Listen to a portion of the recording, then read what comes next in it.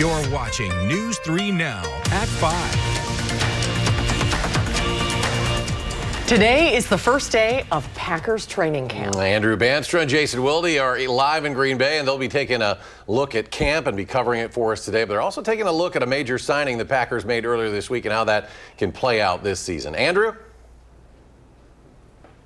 It was all smiles in Green Bay today for the first day of Packers training camp. But one smile shined much brighter than the rest, the Packers right tackle, Zach Toms. And for good reason, too. Yesterday, the Packers signed the big guy to a 4-year, $88 million contract extension, which included the largest signing bonus for an offensive lineman in NFL history.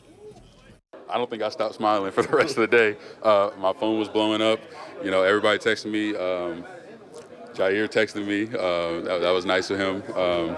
You know, it was nice to see. It's awesome. You know, I'm very happy for him.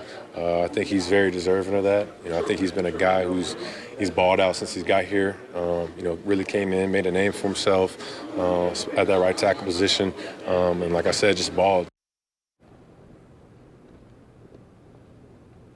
And Jason, for Zach Tom, talk about doing things the hard way and the right way. He gets drafted by the Packers in the 4th round, moves all across the offensive line, and finally, it literally pays off. What do they get out of Zach Tom? Well, they get a really good football player, and I sometimes wonder with this team's approach of being young so much, if they just don't see everyone as recyclable, and then they just replace. They're going to replace 2 offensive linemen a year from now, I think, and Zach Tom was the one who merited this kind of contract.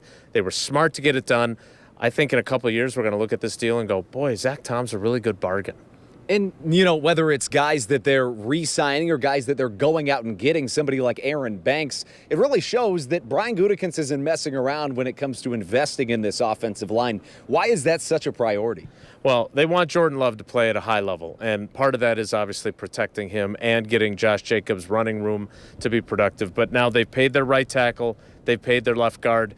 Their center has moved positions. He's not so sure about his contract, though. And then their right guard and their left tackle are both in contract years. So there's still work to be done and decisions to be made up front. And you mentioned Josh Jacobs, a guy that absolutely, as you said it earlier, was the machine that ran this offense last year. Once they turned things over to him, he was lights out. He told me in the locker room earlier that if you invest in your offensive line, get big guys in front of you, it unlocks so many things on offense. What could something like this do for a guy like him and the passing game, too? So the conversation I had with Josh during the offseason was that Saquon Barkley from the Eagles had over 2,000 rushing yards. He had 1,328 yards before contact. Josh Jacobs had 1,329 yards total.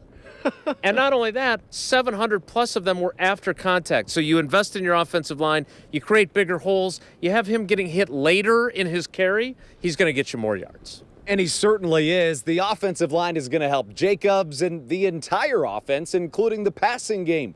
Coming up at 6, we'll tell you about the Packers' new wide receiver, Matthew Golden, who Jaden Reed calls as smooth as butter. At Lambeau Field, Jason Wilde and Andrew Bandstra sending it back to you for News 3 Sports. All right, gentlemen, thank you. And we got to get Wilde a polo for this weather, right? A nice polo shirt because it is hot out there.